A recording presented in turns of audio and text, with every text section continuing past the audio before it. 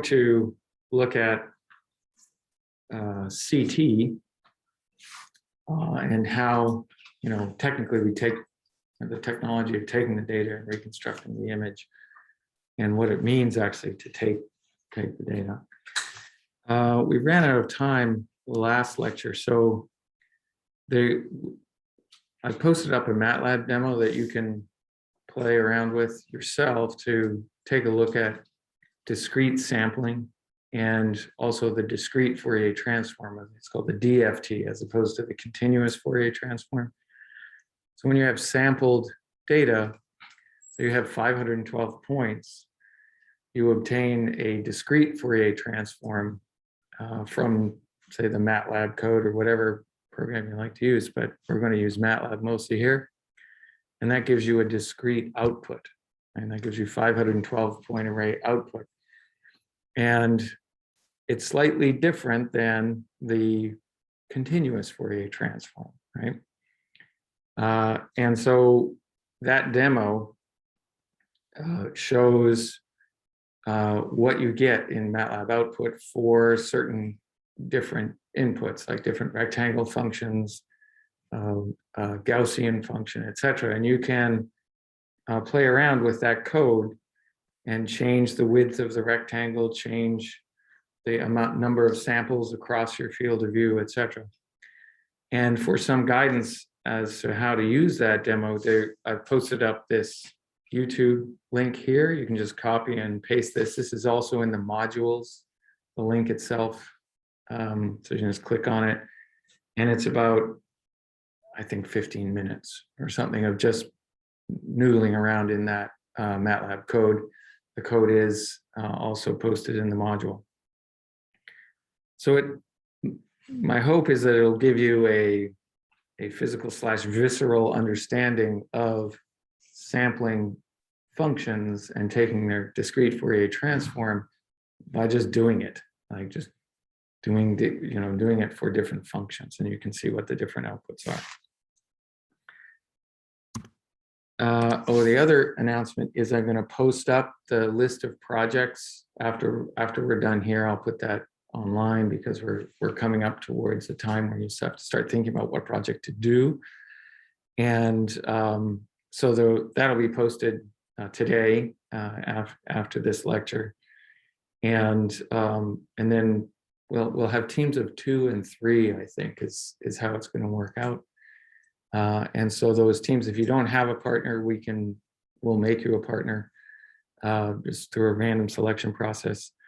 And then you can pick a topic.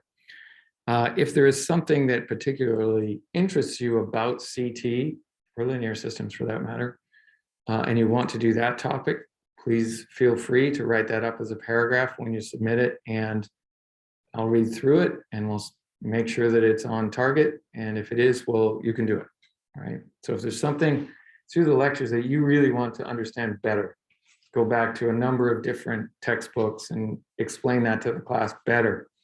That would be terrific, right? And so that's open as well. There's suggestions in there, but there are obviously many possible topics you can do.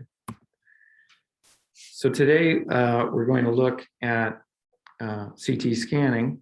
And this is a modern CT scanner. It's usually, across here is about 80 centimeter bore. It's shaped like a very large donut or bagel. The patient goes through that bore, and we're going to scan them with X-rays and detect the shadow at different angles in there. This patient is being set up with ECG leads so that you can gate your acquisition to the heartbeat. So if you want to obtain an image at a specific interval between beats, you can select that interval and select your image there, timing-wise, as the heart has different phases where it's moving fast or it's almost stationary. This piece of machinery here is a contrast injector. Normally there would be tubes coming out of here, and they would go into one of the veins in the arm. You can select a number of veins in the arm, and the contrast would get injected through that vein if you wanted to highlight the blood pool in the patient. Say you're doing angiography, just looking at the vessels. So this setup usually takes about 5 minutes to get it done. and then the two techs walk out of the room.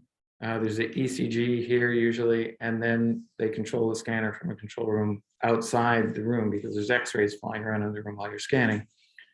And the whole thing, even if you do contrast injection, stuff like that, usually takes about 10 minutes, right? So it's a very rapid imaging technique. It doesn't require a lot of imaging time. This table is very precise. You can move it to within fractions of a millimeter, the precision of the table. So once the patient is lying on the table and you have put lasers on the patient and said, okay, I'm going to landmark to this patient's sternum or something, then the relative motions of the tables are known by the system, and you can move the patient to different positions in the superior, inferior, or the head to toe direction. You can actually scan while they're moving continuously as well. So here's a few scans. This is a modern CT scan of a brain. You can see two different types of brain tissue in this scan. There's gray matter here, the lighter stuff, and this is white matter, the darker stuff. Cerebral spinal fluid is a very clear liquid that's in your history, like pure water that bathes in the brain. And then this, if you inject a contrast agent into the vessels, you can highlight the vessels in the brain. So it's very easy to pick off, say, a small aneurysm in this person's brain. You know, if they're having some kind of palsy or headache or something like that. In trauma, oftentimes the first thing you want to know is, are they bleeding in their brain, you know, or from the brain into the head cavity? And so you'll do an emergency CT and take a look at that first things first, right? To make sure you have to stop that. We can push, as we saw, the table through the scanner and take CT images as we roll from the patient's head, which is up here, all the way down to the patient's pelvis, which is down here, and get an entire field of view of that whole patient, right? So in this case, we might be wanting to look at the aorta, which is the very large blood vessels that goes down the central part of your body in front of your spine and branches off to the different organs.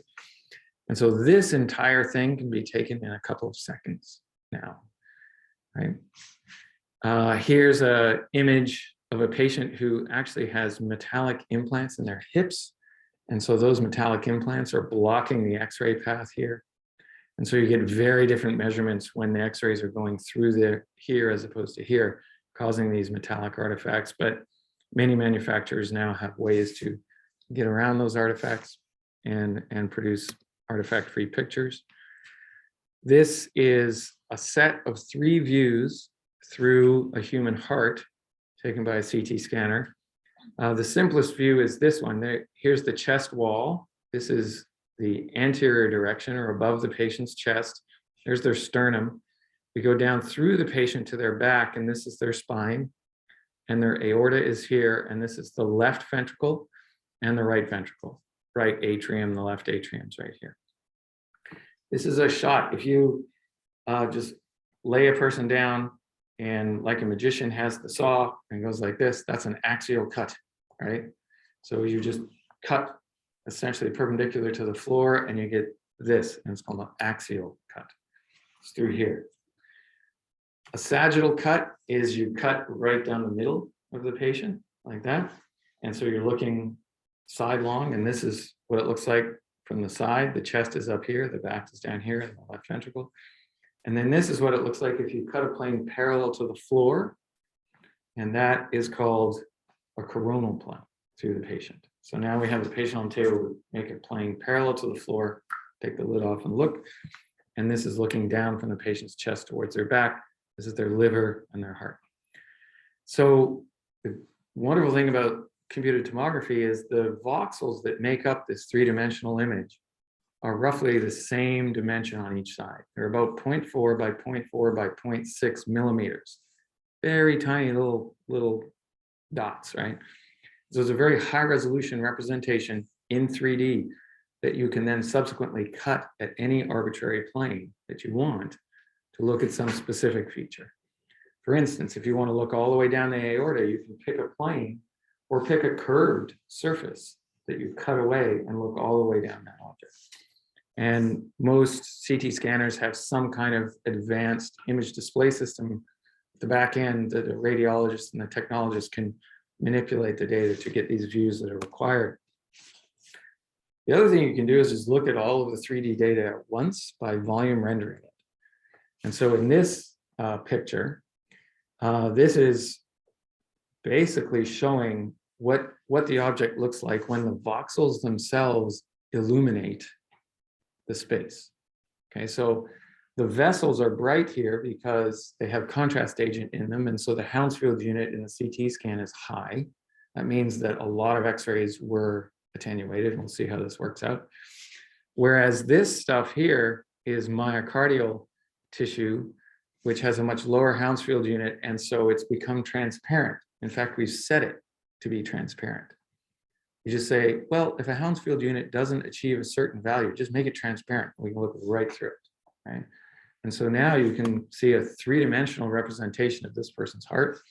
In particular, you can see the three-dimensional structure of their coronary arteries, which for most of us, so this is the left anterior descending coronary artery there. This is the right coronary artery. They're the major vessels that feed the heart. This kills half the people in the world when these vessels fail or get blocked, right? It's called a heart attack. And then your heart basically stops pumping and you're done. And so these are really important vessels to know how they're looking, right? You can do this quite easily in a 10-minute scan with a single injection of contrast agent. You can screen for heart disease remarkably well with this. However, it's not covered by insurance companies, right? For screening for heart disease is just something that's not done. And, you can think about that for a minute. Why wouldn't you do that? If you're a person and you're in your 50s, would you want to know whether or not you had disease growing in your vessels? Go to your healthcare provider and ask them to do that. Say, no, we're not covered. Yeah. Can you repeat the question? What's the exact, this is called, that you said, is it covered by insurance? Oh, this is called coronary CTA, which is not covered by insurance most of the time. Say that again? How much would it cost? Oh, one of the problems is it's too cheap. It only gets reimbursed about $375. And so many doctors are not interested in doing it because it's too cheap, right? So you don't earn any money. So they do it in Europe a lot. They do it in England a lot. In Canada, a lot. Here, they don't do it so much because nobody makes any money.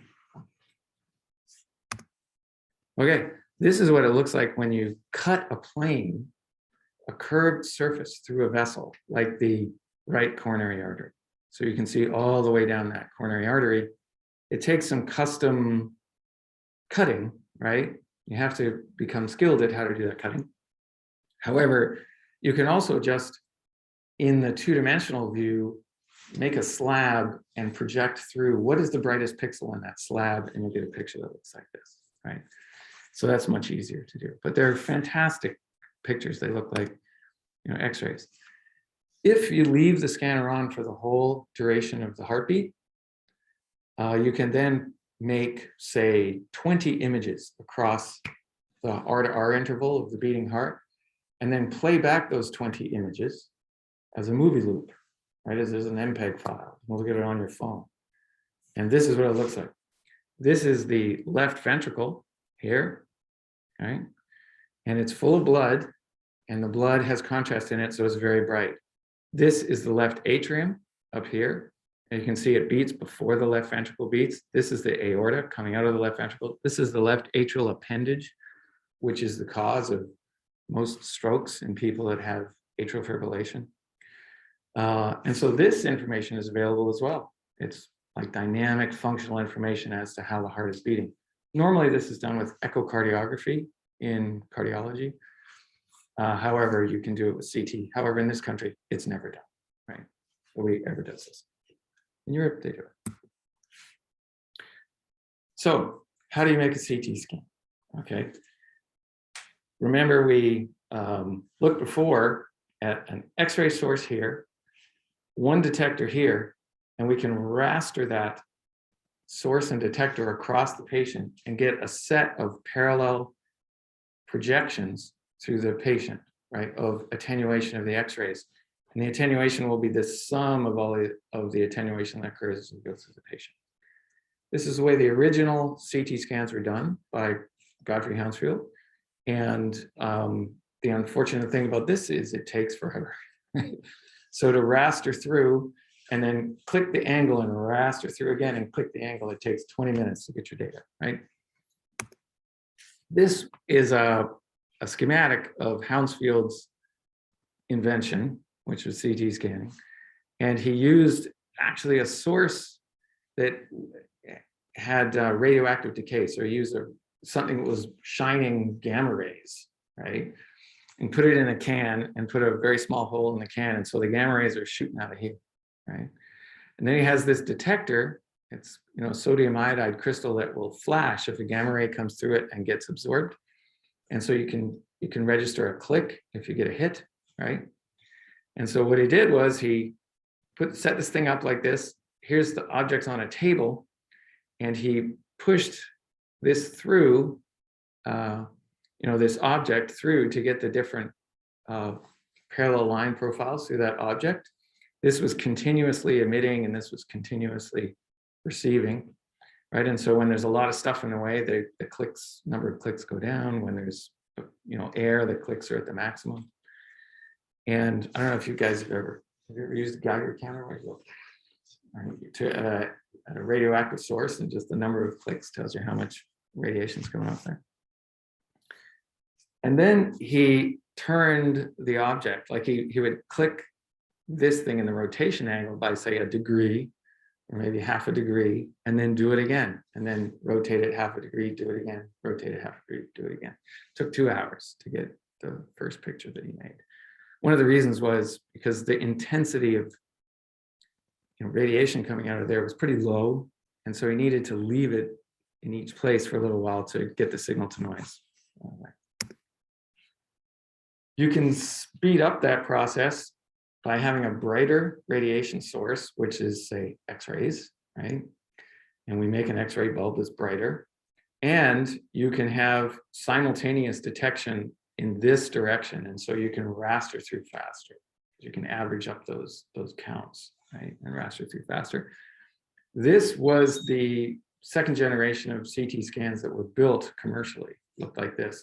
They were only built to do head scanning, but it was a huge jump in medical imaging, a big advance.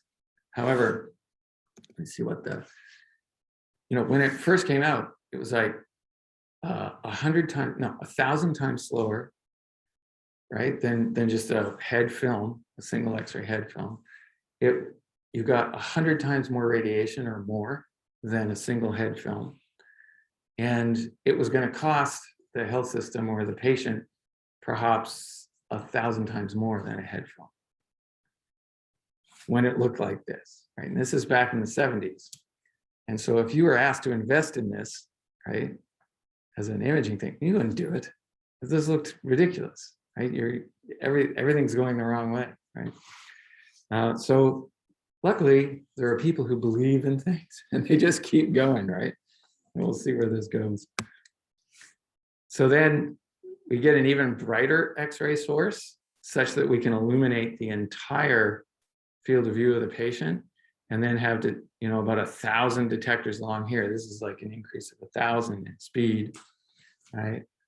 And then instead of rastering, we can just rotate the source around the patient, right? And one of the huge increments in the technology was instead of rotating one direction and all the cables that were taking the signal off of the detectors rotated around, and you had to stop and rotate back because you couldn't wind those cables infinitely, right? They would just twist up. And so Siemens came up with a way of connecting all of the electronics from these detectors to the computer through little brushes, that had conducting rings around the scanner, and then each brush was on a conducting ring. And then as that thing went around, they read out the signal and they could just keep going around, right? It was a huge advance. And this happened in the 80s. and Siemens introduced this, and it was called slip ring technology. And it increased the speed of CT, by orders of magnitude. Yeah. So are these brushes similar to the ones they have at AC and DC? Yes, only smaller, right? And so the question was, are the brushes the same as in a motor, an electric motor? And similar, yeah, same objective, except it's a continuous contact with the ring. And you want the brush not to generate noise and, sparks, so they had to be pretty well manufactured. But that slip ring technology was a huge deal. So now you could rotate the X-ray source, this X-ray source continuously, which means you can also speed up the rate of rotation. You don't have to worry about slowing it down and going back. You just well, let's just rotate faster. Boom, and click it twice as fast. Everything's still going. Let's go twice as fast again. Boom, you just make it go faster, right? Eventually, the G forces on this thing and this thing, when it's going really fast, start getting really high, right? So it's like that ride at the fair, this centrifugal force or pasted against the wall. Nowadays, all of this electronics has to survive about 9 Gs, right? Somewhere in there.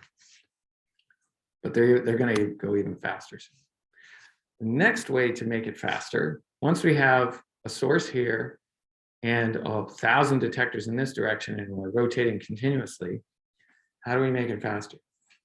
Well, the next dimension to expand would be in the slice direction. So if I have one CT scanner here with 1,000 detectors, the obvious thing to do is well, let's just stack them. Let's make 2 CT scanners. We'll just make 2 lines detectors, or maybe 4 CT scanners this way, right? So 1, 2, 3, 4 slices simultaneously. And now I've increased my speed by a factor of 4, just like that. Modern scanners that are being built now vary between 64 detectors stacked to 320. Canon, a Japanese manufacturer that used to be called, or was owned by Toshiba, they got sold to Canon, came out with a 320 detector, dimension detector in the Z direction, right? So basically you get now a 16 centimeter field of view inside the patient in one rotation, the whole thing. So that's it. So we're down to 140 milliseconds for all of the data for one whole volume. And we started out at 20 minutes, right? So just one engineering, jump after another made this an extraordinary imaging technology for medical applications. Excuse me. So now Z-axis is that slice direction. We usually call that the Z-axis. And this is called the cone angle. Remember, our X-ray source is a point, essentially. And now the X-rays are coming out as a cone in Z, and they're covering this whole fan angle, it's called. And this is usually about 45 to 55 degrees, this fan angle. If I have a wide fan angle, what I can do is, it's called step and shoot. And so if I want to take an image all the way up and down a patient, I do one rotation, make a picture, and I then move the patient one whole set of Z detectors along and do it again. So it's called step and shoot. We don't move the patient while scanning. We just put them in a position, spin, take a shot, and then move them, spin, take a shot. Excuse me. The other way, and this started as soon as slip ring technology came on and you only had one row of detectors. It's called spiral scan or helical. And the reason is you spin the source and detector while you continuously push the patient through the volume. Right? So now we have basically a sheet of X-rays and a detector, and it's just spinning. And now I take the patient and just continuously push them through that sheet, and I will make measurements as they're moving through. And so the measurements in space are on a helix through the patient. So at any single point in that patient, I will need to look to interpolate a value that came from the closest helices around that point, right? Some of them will be right on, helix, but then as we move away, the next helix, rotation will be over here. So if I'm pointing away, I need to do that interpolation. That was done for years. Spiral scan. Again, that was Siemens introduced that. This is a GE scanner. We looked at this, I think, in the intro, but this is like to scale. This is how fast that thing moves. It's again, it's like 9 Gs or something, all of the electronics in there. It makes a bit of a noise when it sort of zooms up to speed. And so there is some attempt to cut that noise down because it can distress people. You can essentially, with collimation, you can make the beam thinner in the Z direction if you're interested in a smaller field of view. But remember, there's like almost 1,000 detectors in this direction. There's 256 in this direction, right? This is the voltage source for the X-ray tube, which now produces a lot of X-rays. The reason it has to produce a lot of X-rays is we're going to take this picture in 140 milliseconds. We need a lot of X-rays per unit time in order to just use 140 milliseconds of an X-ray bulb to get all of that data, right? This is what it looks like with the skins off. This is the one we got here about 5 years ago when they were installing it. And it's fun to watch them install these things. They have a big stack of, it's like IKEA for geniuses, these techs come in here and they're good at it. They've done many of them, right? So they know how to do it, but it's fun to watch these people work. It takes, once the room's ready, everything's ready, and they show up, it takes them about a week. And they'll put it together. Yeah. Yes?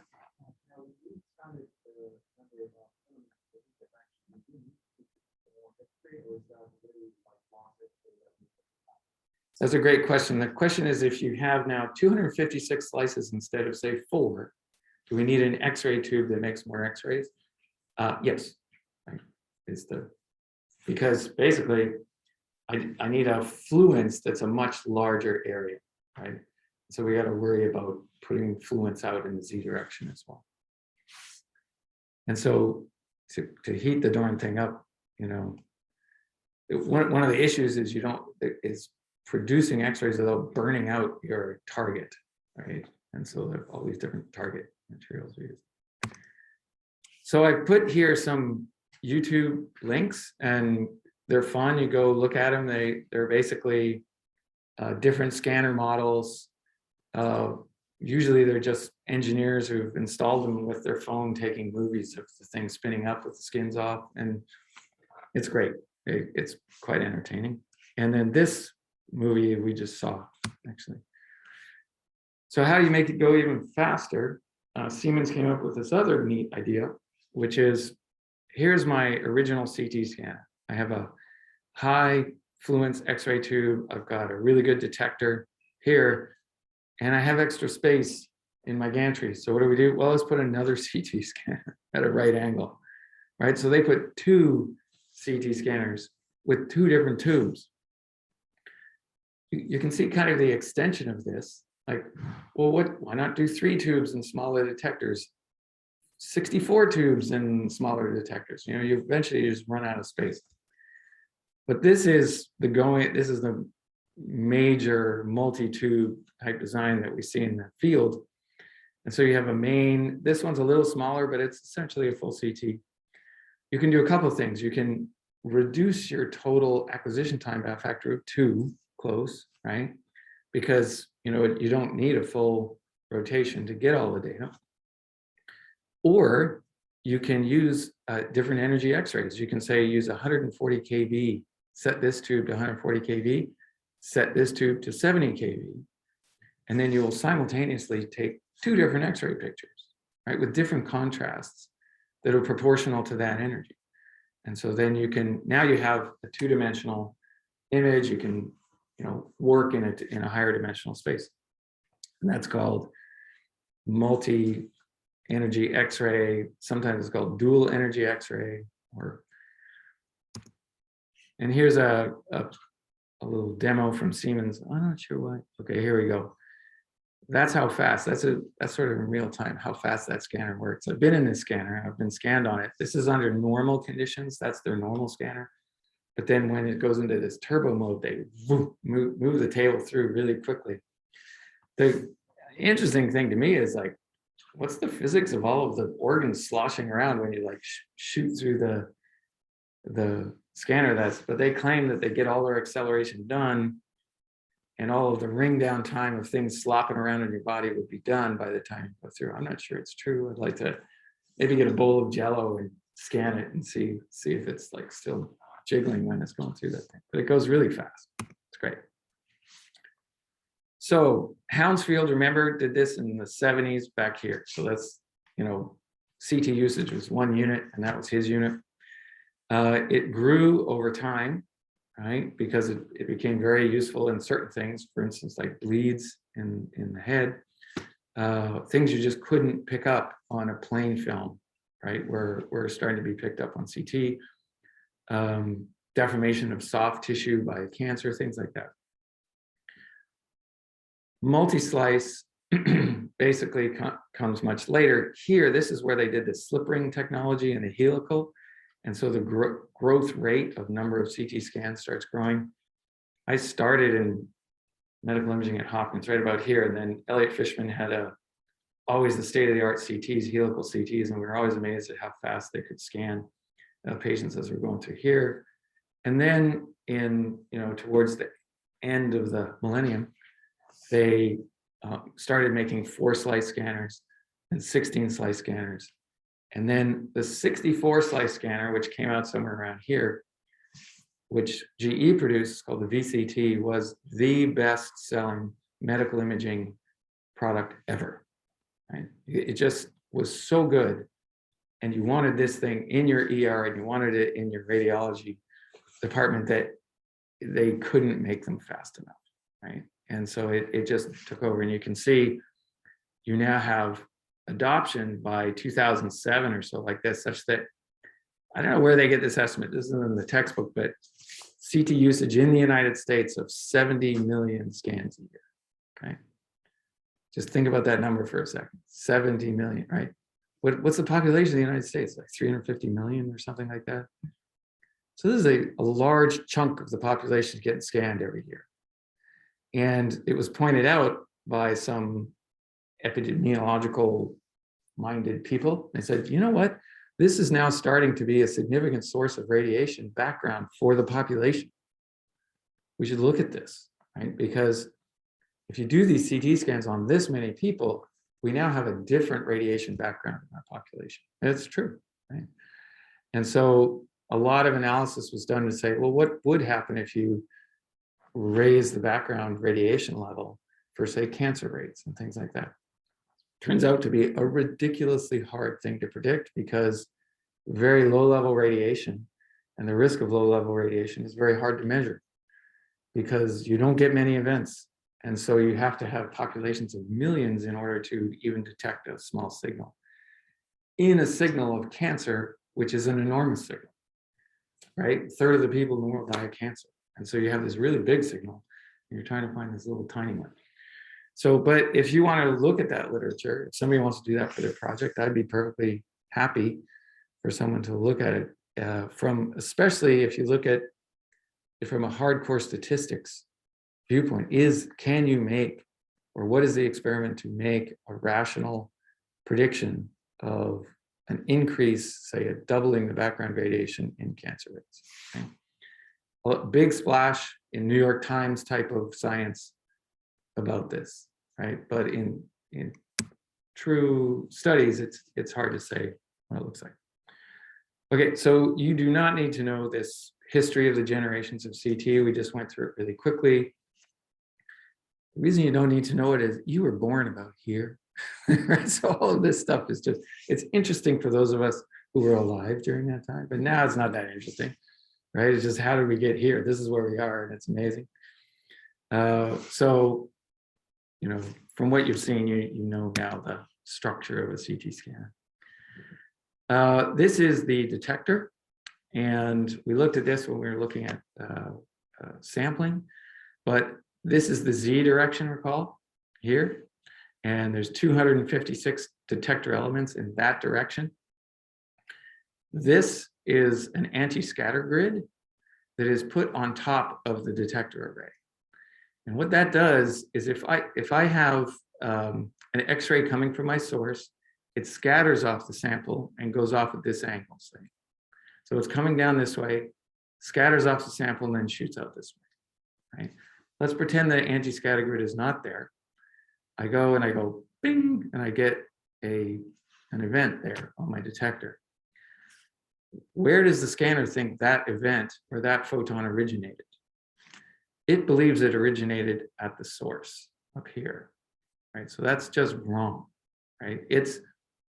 That photon is just adding to a background noise. Just the way when you take a very small flashlight and you stick it on your finger and you look through your finger at the source, light source, all you see is like a blurry red finger, right? You don't see any details inside there because all of those photons are scattering so much before they emerge from your finger and hit your eye that there's no image left. So if you don't get rid of this background scatter, you will get that fog, right? Upon which your image is detected. Your image is proportional to the photons that come through a known trajectory and hit the detector, right? We want to make sure we know that trajectory. What this thing does is you can see these parallel lines here. If there are little cells that are open and an X-ray that goes straight from the source to the detector will pass through this. It's called the anti-scatter grid. It'll pass through the grid. If you're coming at a weird oblique angle, it will get absorbed by this grid and the photon just goes away, right? So we just take it out of the background, right?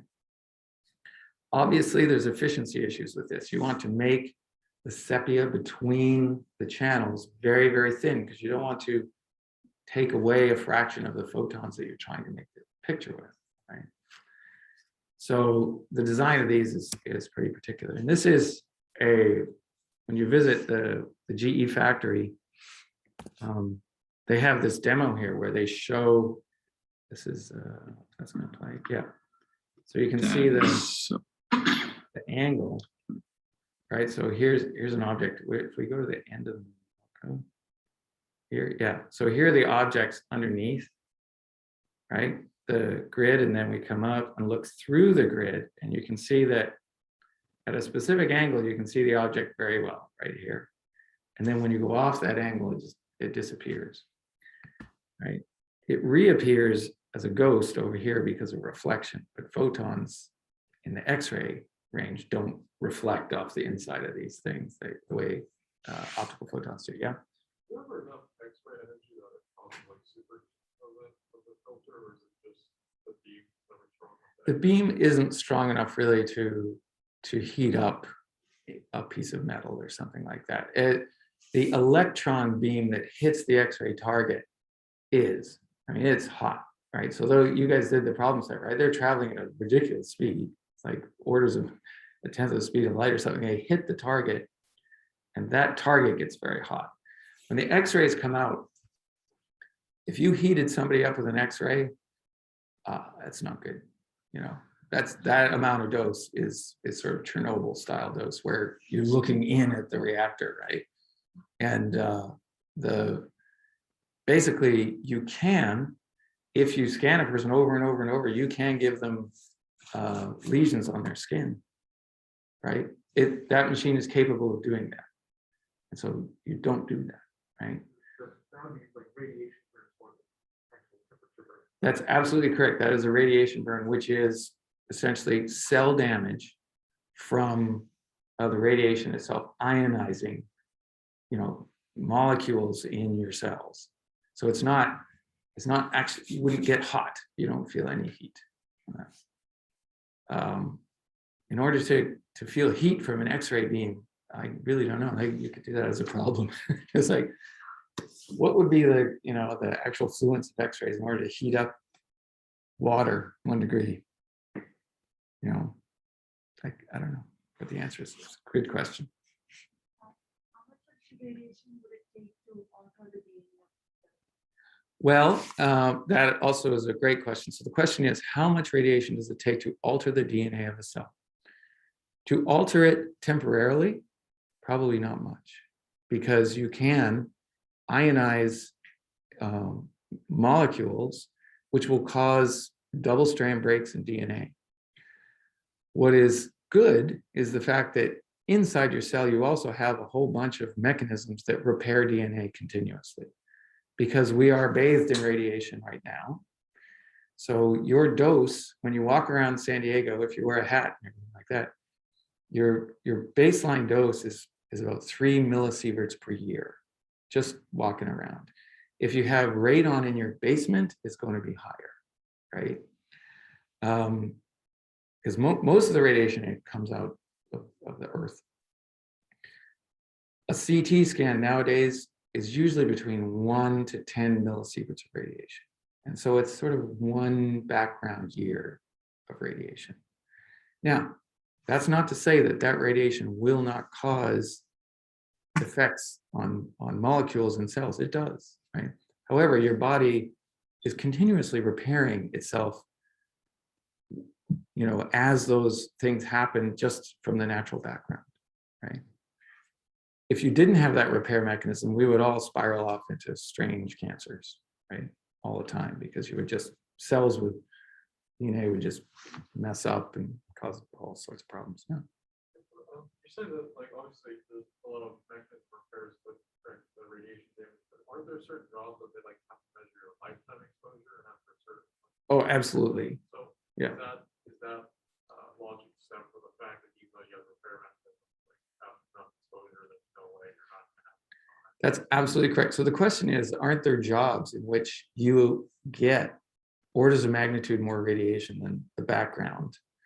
And yes, is the question. And that's why radiography techs, physicians who work in a cath lab under, you know, where you x-ray a patient in real time and perform manipulations of catheters, everybody wears a radiation badge. And it essentially integrates how much radiation you have seen over the last week, last month, whenever they take those badges off. Nuclear medicine techs especially as well, because patients, when they walk in and lie down the scanner, the patient is hot. The patient is radiated, right? And so it's very difficult not to get exposed to radiation. And so there are, it's called COSHA limits, you know, that have been set for radiation levels in which you can just work continuously at that level. And those levels are at least 10, if not 100 times higher than the CT dose of radiation. So a lot of people work in high levels of radiation, or higher than the background. Right? We should, I'll look that up. I want to get that ratio correct. Like there's guidelines written by, you know, was it COSHA? I think it is. OSHA. Yeah, OSHA guidelines for radiation background. Yeah. It's safe to get about a couple of scans a year and start it at that, because you said one scan would probably cost around 1 year worth of that. Yeah. So the question is it okay to get a couple of scans a year? And it depends on your age. I think if you're an infant, you don't want many scans because you have a long time to develop a cancer if you get some kind of mutation, right?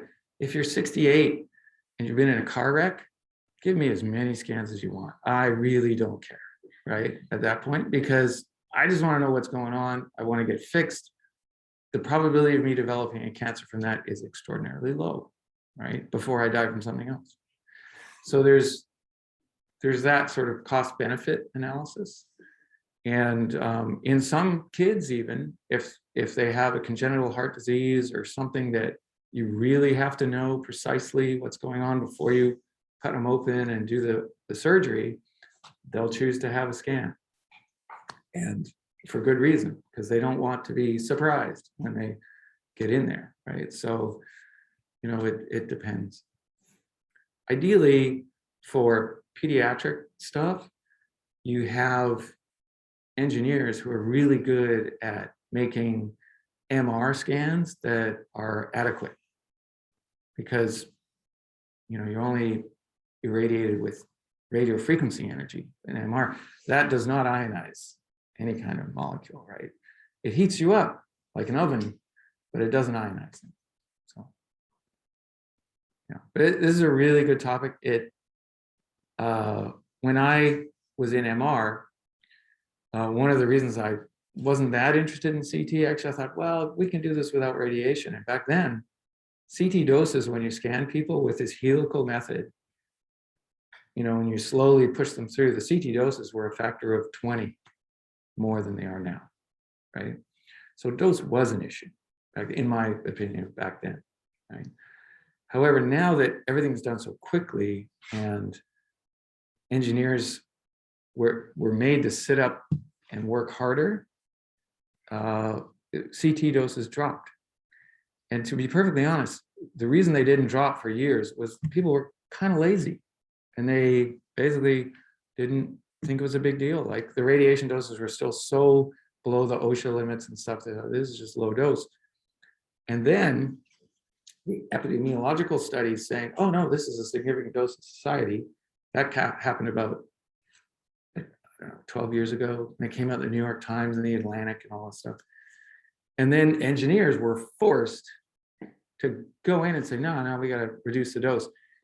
And so by doing appropriate image reconstruction models, like better noise reduction, by doing appropriate scanner speedups, by changing the ability to take scans at lower X-ray energies, like moving the X-ray energy from just a standard 120 keV down to 80 keV is the standard.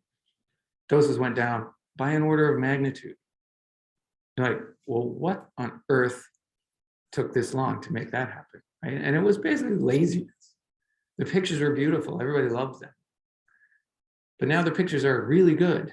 They're not as beautiful, but they're really good, and the dose is a factor of 10 low. So yeah. Why? Like, I understand, like right now, has to take the scan. Like, why can't they use the less radiation, but like take the temperature, like take longer time? So like, Oh yeah. patients don't have that much radiation. Yeah. So there still is a huge effort on ultra low dose CT, and so that effort is ongoing. And I think we're going to see CT scans that lower the dose by another factor of 5 or 10. And part of it is, what do you expect your image to look like? Is this image sufficient for what you're trying to do?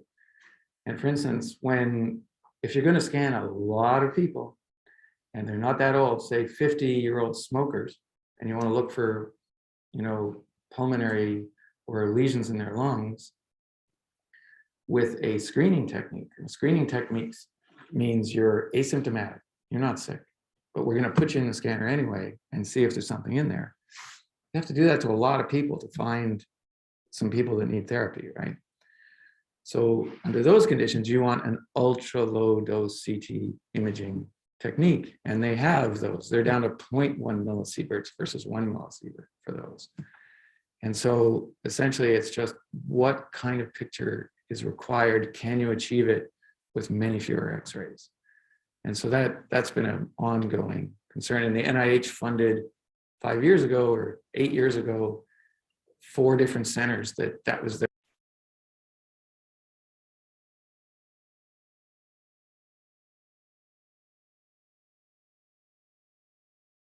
I'm going to go off mute. Hi there. It looks like, oh no, we're recording again and we're back online. You guys hear me okay? Yes. Yeah, we went offline just for a second there.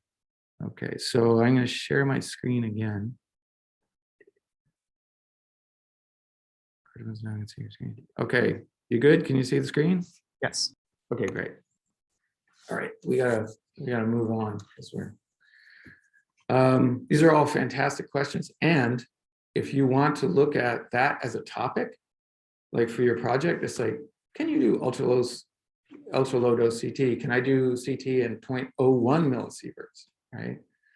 What would the picture look like? You'll get a picture, right? So here, let's look at the geometry of how the data is taken. And I've lost my pointer in that shenanigans. Sorry, I'm going to try and break out and get my pointer back. Okay, there we go. Okay, so here's our source of X-rays. This is our, we're just going to look at one slice, okay, one dimension now, not 256 simultaneously. Here's, say, 1,000 detectors along here. And this is our source. We shine that source so we cover the entire patient. And then at each point in the detector, we ask how many X-rays got through. And that's plotted in this is X-ray intensity.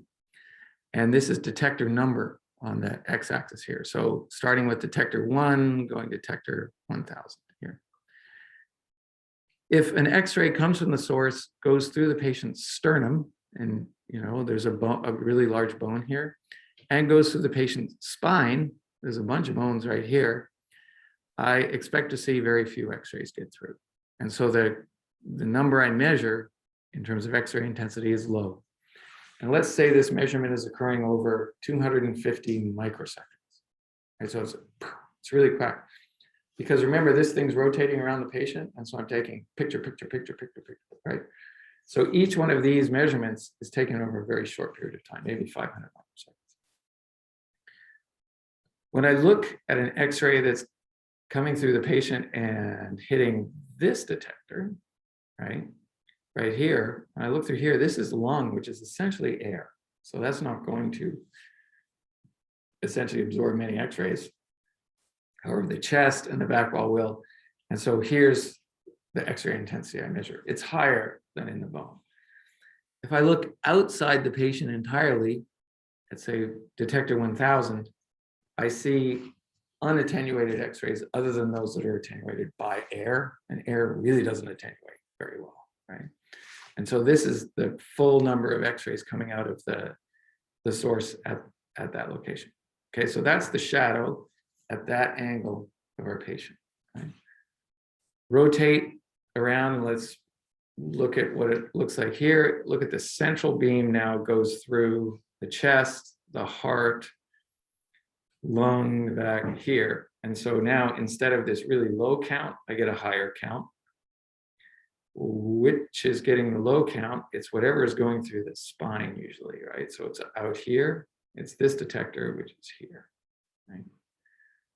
And again, out here I have air, and so I have a very large intensity on my detector.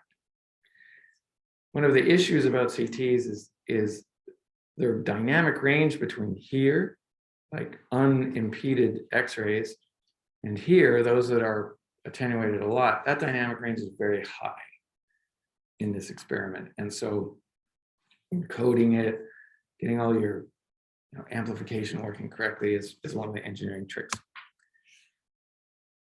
This is what a modern version of Hounsfield's original CT scanner looks like. This is a friend of mine at Hopkins. His name's Webb Stamen. And he takes X-ray sources, commercial X-ray sources. This could be from a mammography system or from a plain film system, right? Hook it up here, put everything aligned really nicely on this optical table. And then he has a commercially available X-ray detector panel, which could be, again, from a mammography system or from a fluoroscopy system, something like that. And it could, maybe it's 1K by 1K in terms of X-ray detector elements. And then this is the sample. And instead of rotating this whole contraption, he just rotates the sample, just the way Hounsfield did, right? So you go click, click, click, click, click, and you do all those rotations, and then you can do an experiment with a CT scanner in your lab. This is a graph of two things: the number of pixels per second obtained by a CT scanner, or let's say the number of X-ray samples per second obtained by a CT scanner. So in the early days, we're down here, take a really quick jump up to here, and then this relationship here, as we go up to 2008 from the late 70s, You know, when you look, this is a log scale, right? This is basically Moore's law. It just went up with Moore's law. As the ability to sample signals, process signals, store signals grew, CT just kept up with it the whole way by making scanners that could get more and more data. So here's an original commercial scanner, 2 images, 80 by 80 every 20 minutes, right? So you had to be a little bit crazy to buy one of these, but for certain applications, it proved its value, and so it survived, right? Now, on the Canon system, 320 slices, 512 by 512 pixels in the plane, and you get, actually, you only need 180 degrees to make a picture. 280 milliseconds is the full 360, so it's 140 milliseconds you get that picture. It's pretty remarkable. X-ray tube power had to go up with this in order to acquire enough X-rays per unit time. And so from the 70s up till now, now the new X-ray tubes are way up here. You can see that there's just increasing power. So this is the power output of the X-ray tube. This is our light bulb, right? And our light bulb is 100 kilowatts of X-ray energy. It's a 100 kilowatt bulb, right? Okay, just think of that for a minute. Like, what is that intensity in terms of radiation or heat or something? So if you had like 100-watt bulb and you had 1,000 of them in an array on a board, and then you had a lens, you just turn that on and focus all that light. That's how much energy, but it's a lot of energy, right? But it's for a very short period of time, right? So we're going to go back and review what we looked at in terms of what comes out of the X-ray tube and how it's attenuated by the sample. Okay.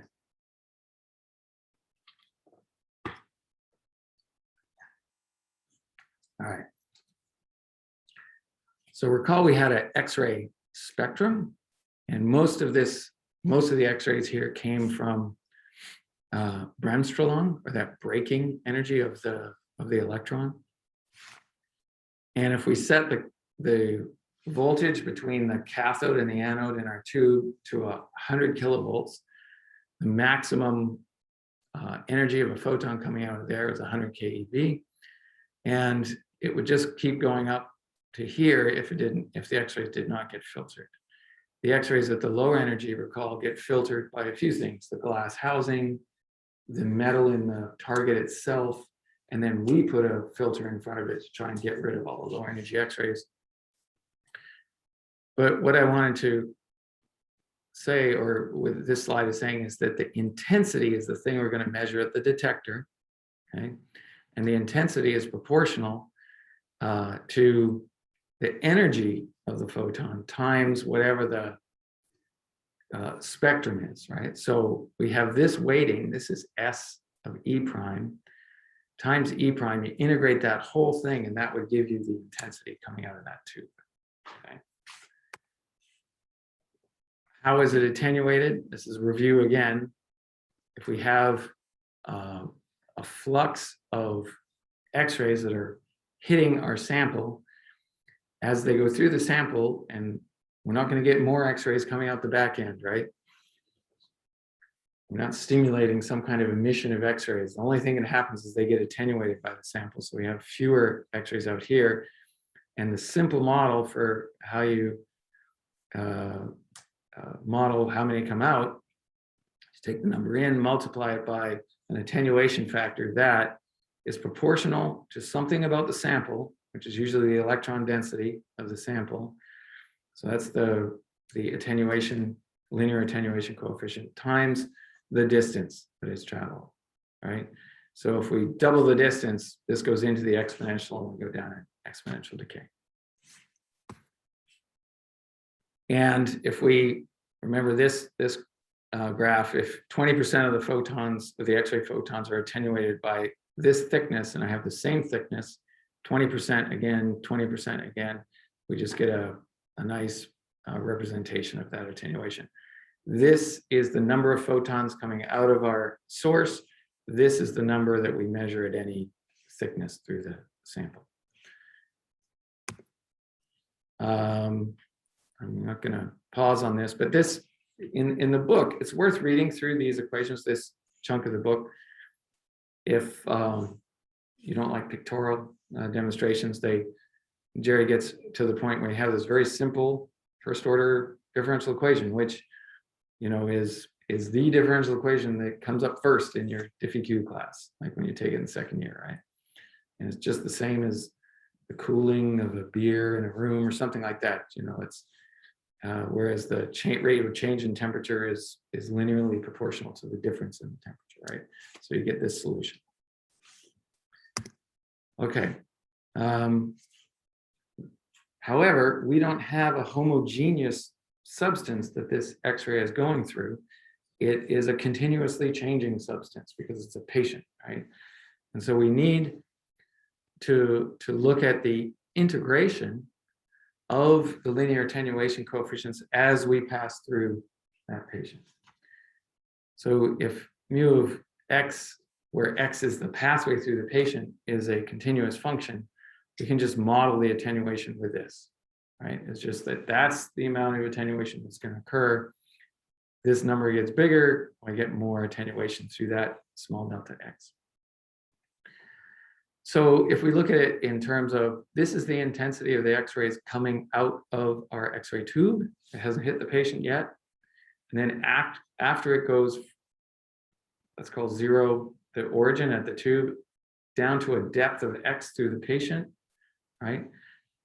The intensity I will find at that depth is given by this equation. And so as I exit the patient, right, that's the intensity that will hit the detector. These mu values, as we talked about before, depend on energy. And that's a complicating factor.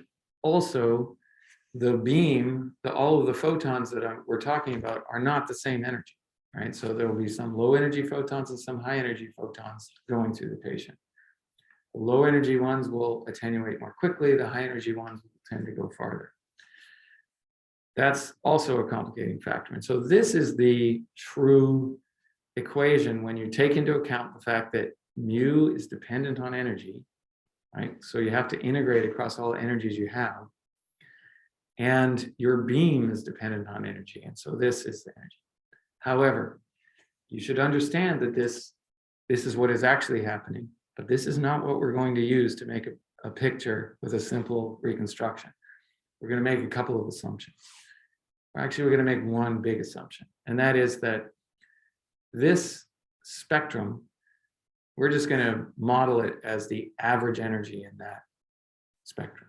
We're just going to say, I've got something that goes from 100 keV all the way down to 50.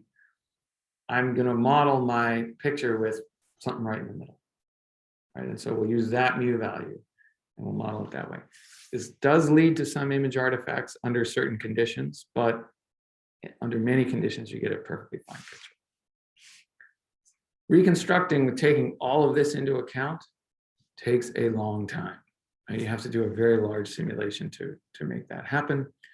And you can actually buy a scanner that will give you a huge computer on the side of it for $80,000 that will do this, right? It'll do this model-based reconstruction. Each image takes about 15 minutes. And it costs a lot of money. So people usually don't go down that route. So how are we going to set up the math for how this, these different projections are obtained or sampled and then fed to an image reconstruction algorithm? This is directly from the book, so I encourage you to read the section associated with these pictures. It's a good book. Here's our patient. Our patient, we're just looking at one dimension again. We're not looking at many slices, just one slice. And the picture that we're going to reconstruct that will turn out will be a picture of the linear attenuation coefficient as a function of position. Okay, so where the spine is and there's a high linear attenuation coefficient, it will be bright.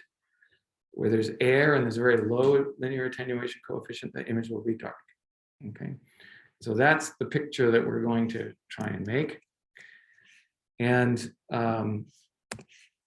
what we want to do is mathematically identify what does it mean to be on this ray, right?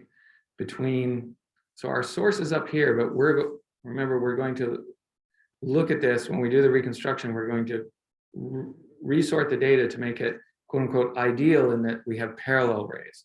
So I have a ray through the patient that comes down here and intersects my detector, which is this line here, at some value L, okay? And so I'm going to discretize this into 1,000 points on my detector. But right now, mathematically, when we're looking at continuous math, we're just going to say this is L along this direction. And the angle at which we're taking those projections, we're going to parameterize with a single angle called theta. Okay? So if theta is 0 here, we have parallel beams of X-rays going down through the patient from the anterior side out the back, the posterior. If theta is 90, they're coming in the patient's right arm and exiting the patient's left arm, right? So that's theta and L.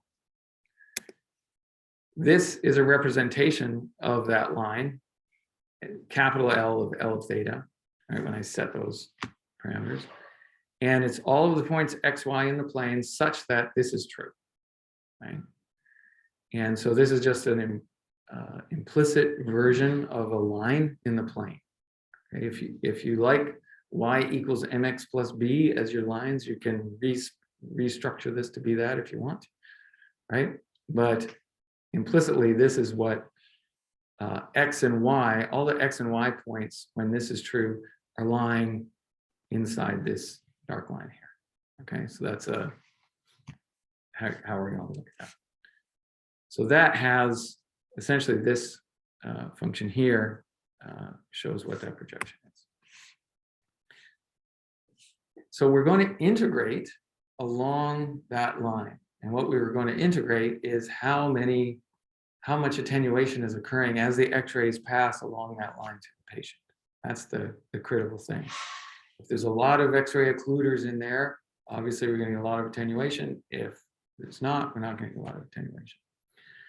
So let's use that monoenergetic. Here's the full-on, thing that's happening physics, but we're going to do a monoenergetic approximation. So we now just have a mu value. We give up on integrating the energy, and we're just going to set our mu value to what it is for the average energy of that beam.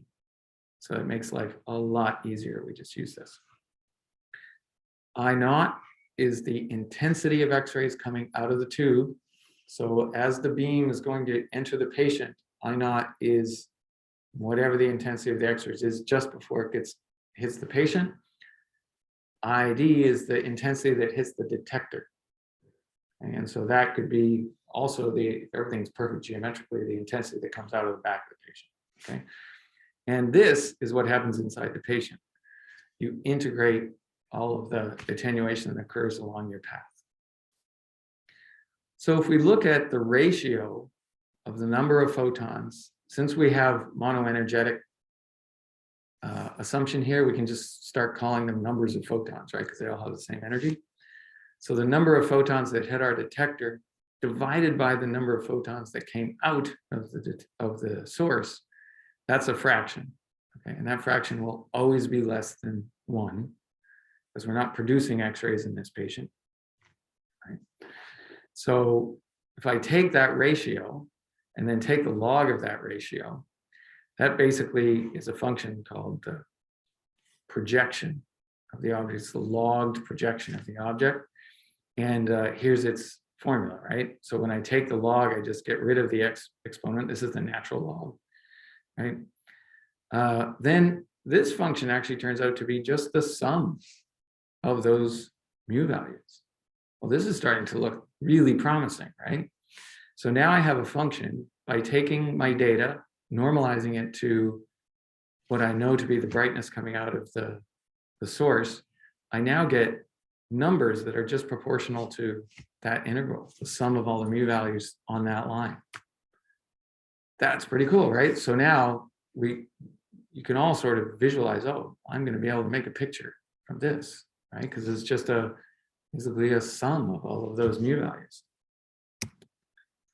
So let's go back to we're thinking about what happens when I naught intensity is here, and then it passes through and comes out here as what's going to hit the detector, and it's that value right there, right? So the intensity at the detector is what's coming out of the patient. And then I take that number, I know this number because I've measured it beforehand, okay? And take the ratio of those two things and then plot that function. And this thing here, right, is G of D, sub D, or G at the detector. It's the projection of the object. So it's a positive function, right? Because this is always a number less than 1, and I take the negative log. So let's look at a few of these. Here's an example object.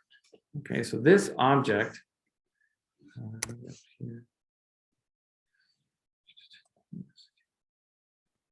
okay, so this is a CT scan, a 3D rendering of a CT scan of an object we made that has sort of an hourglass shape on a 3D printer. This stuff here is basically the resin from the printer. Inside is fluid with contrast agent in it. This is the cap. And these two things are pacing leads that we put in there. We were looking at what is the intensity of pacing leads, can we see things around them, etc. Let's look at that object from different views. So this is what it looks like from different angles, right? It's sitting in the scanner and we're looking at it. This is what the raw data looks like on our detector.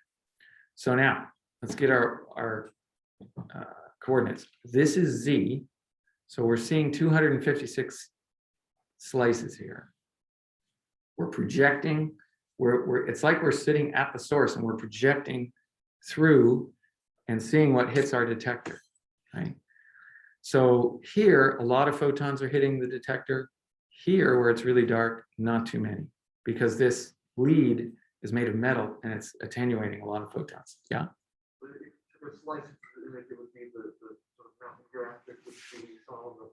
Right. Absolutely correct. So let's pretend if we want to know what G at the detector is for one specific slice, we would take a profile through this one row, and that the amplitudes there, right, are what we're going to use as the G function. Now, let's hold off on that a bit, because what I'm showing you here is not G. What I'm showing you here is the actual number of photons that are detected, or the signal that came out of the scanner that is proportional to the actual number of photons that are detected. And so this is actually intensity. This is before we log the data, before we take this ratio and log the data.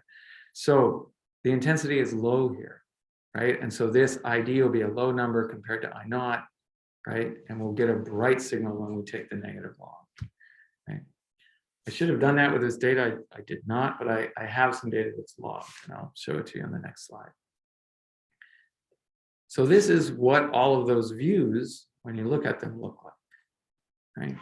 So it's just projection. It's like a series of X-rays, a sequence of X-rays taken from different angles, right? So while we're thinking of it as 256 slices in CT, you can also think of it just a set of 2D X-rays that you're taking from different angles, right?